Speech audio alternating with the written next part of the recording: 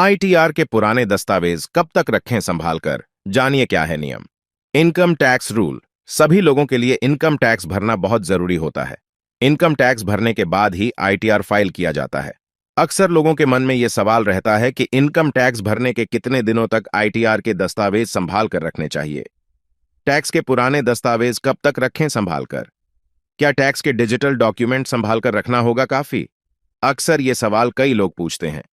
ऐसे में एक चैनल को एक्सपर्ट गोरी चड्ढा ने इसका जवाब दिया।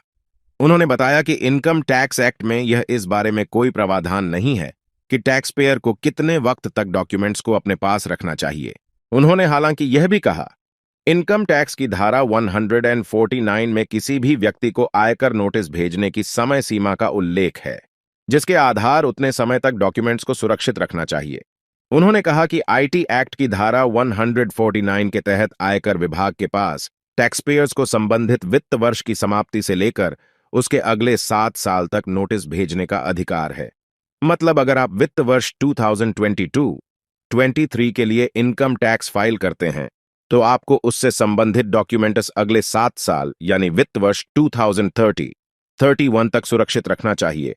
7 साल की यह समय सीमा हर तरह के टैक्स पेयर्स पर लागू होती है।